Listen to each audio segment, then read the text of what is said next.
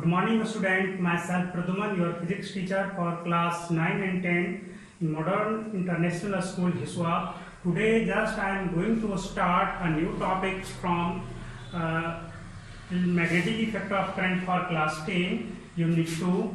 Your topic is electromagnet, strength of magnetic field in a solenoid, and third one is factor on which strength of electromagnet depends. Your first topic is electromagnet. What is electromagnet? First of all, you have to know about solenoid. What is a solenoid? What is a solenoid? Just I have discussed in previous classes. A long cylindrical insulated copper wire. A long cylindrical coil containing a large number of closely bound turns of an insulated copper wire is called as the solenoid. Solenoid कुछ है नहीं, आपका एक cylindrical coil है. This is a cylindrical coil containing a large number of closely wound turn of an insulated copper wire. हमारे पास एक insulated copper wire है. हम क्या करें उसे इस सिलिंड्रिकल, ये तो हमारा सिलिंड्रिकल से हम इस पे क्या करें बाउंड करके चले जाएं. एक लार्ज नंबर में आपका रिंग टाइप का एक कॉइल बन जाएगा. This coil is known as solenoid. तो ये तो सोलेनॉइड था. अब आपको बता रहे हैं कि magnetic field, strength of magnetic field in solenoid. चलिए सोलेनॉइड इसको तो बाद में पढ़ेंगे. आपका फर्स्ट टॉपिक है क्या है? Electromagnet. If this insulated copper wire is bound on a soft iron pieces, if this insulated copper wire is bound on a soft iron pieces, then if current is passed through this coil, then this soft iron core becomes a strong magnet as your desired choice. आपका electromagnet कुछ है नहीं, आप बना भी सकते हो. जैसे आपका सॉफ्ट आयरन कोर है या सॉफ्ट आयरन पीसेज, आप क्या करो इस पर वायर पर रख कर दो, इस तरफ से बाउंड कर दो और क्या करो इसमें से आप करंट को पास कराना शुरू कर दो. तब क्या देखोगे ये आपका मैग्नेट बन जाएगा. यही आपका जो आयरन पीसेज हैं ये खुद ब खुद एक इलेक्ट्रोमैग्नेट, दैट इज मैग्नेट बन जाएंगे. और this magnet is form due to magnetic effect of electric current. So this magnet is called as electromagnet. This magnet is generated due to electricity, so this is called as electromagnet. Clear हो जाना चाहिए. Electromagnet आप class 8 से पढ़ते आ रहे हैं. आइए another topic is strength of magnetic field in a solenoid. This is a solenoid. Strength of magnetic field के बारे में बात कर रहा. The strength of magnetic field inside a solenoid is directly proportional to current passing through the conductor. है ना. जब आपका suppose that B is the magnetic field is directly proportional to current passing through the conductor. जितना ज्यादा amount में आप current को पास कराओगे मैग्नेटिक फील्ड का स्ट्रेंथ उतना ज्यादा होगा, है ना. ये तो फर्स्ट हो गया. सेकेंड केस क्या है? This is also depend upon number of turn. If more the number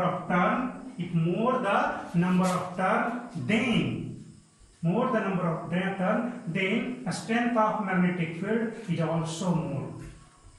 simple सा है. नंबर ऑफ टर्न पे भी डिपेंड करता है ये. आइए कैसे डिपेंड करता है. Suppose there are 1 2 3 4 5 6 7 ring.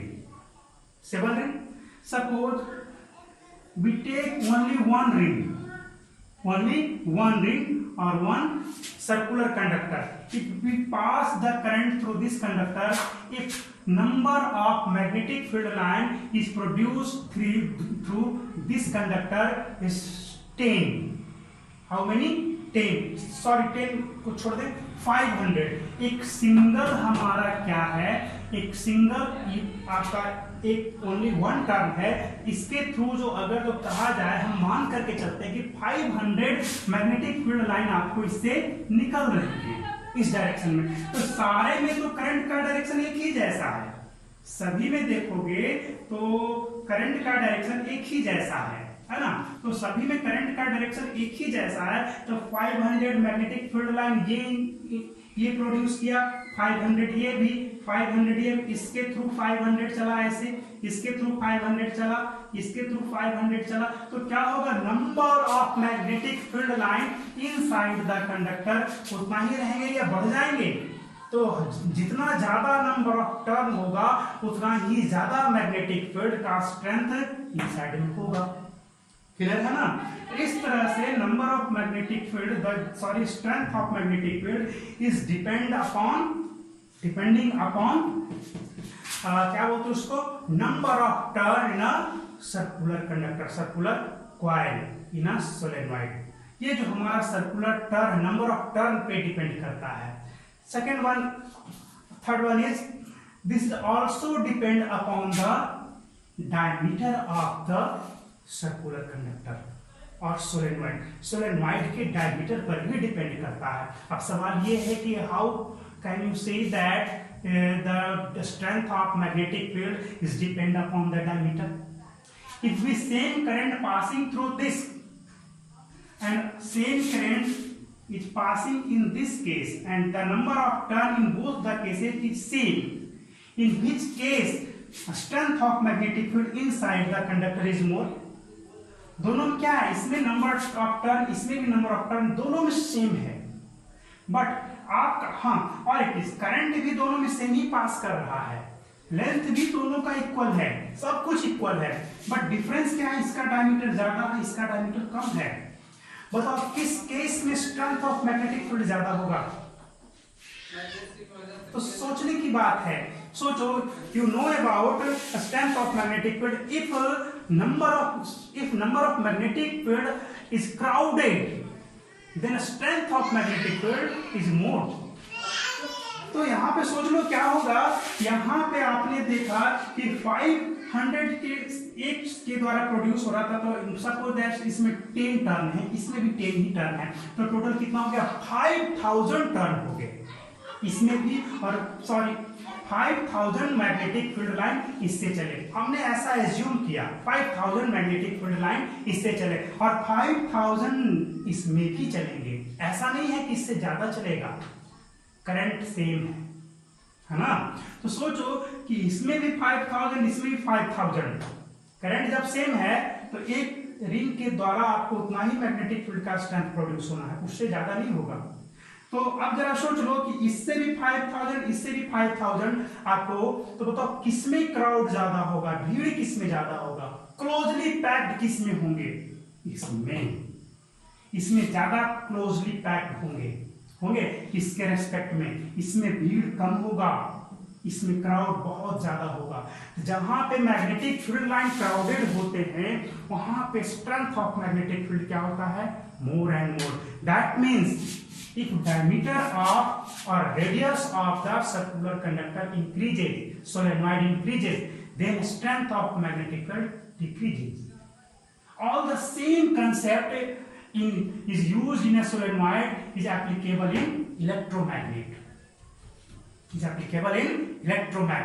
Clear हो गया ये? तो ये तो था हमारा इसके अबाउट। तो strength of magnetic field in a solenoid किस किस पे डिपेंड करता है, कौन कौन से फैक्टर पे डिपेंड किया। First of all it depend upon magnitude of current. Magnetic field is directly proportional to current flowing through the conductor.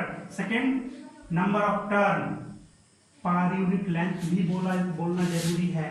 Number of turn per unit length, this is too important, ये बहुत ही important है।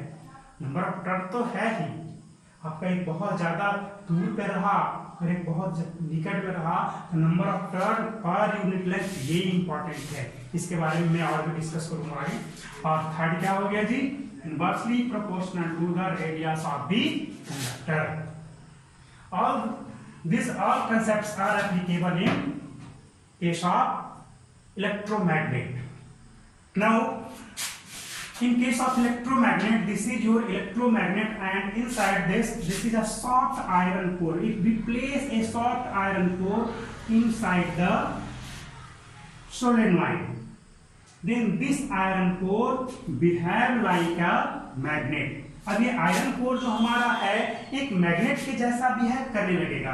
अब ये हमारे जो wire जो हैं, अब ये आयरन कोर पर रैप्ड हो गए, अब ये इलेक्ट्रोमैग्नेट बन जाएगा, ये पूरी तरह से मैग्नेट बन जाएगा। अगर यहाँ पे रियोस्टेट किस लिए यूज किया जा रहा है, जैसे ही यहाँ पे स्विच को क्लोज किया, when we close the switch, then current start to flow through the circular conductor or solenoid. Then this soft iron core becomes a strong magnet. This magnet is depend upon, the strength of this magnet is depend upon current flowing through the conductor, directly proportional to the current passing through the conductor, and also number of turn per unit length. Number of turn ज्यादा होंगे तो strength of magnetic field एकदम ज्यादा होगा। And third one is inversely proportional to the radius of the conductor, inversely proportional to the radius of the conductor. If you join all these three condition, या तीनों को join कर दो तब क्या हो जाएगा, आपका एक नया कंडीशन बन जाएगा Ni/R। चलिए ये तो सही है, कुछ और इसमें सीखते हैं। एक और इंपॉर्टेंट टर्म इसमें है आपका कि the strength of magnet electromagnet is also depend upon nature of the iron core.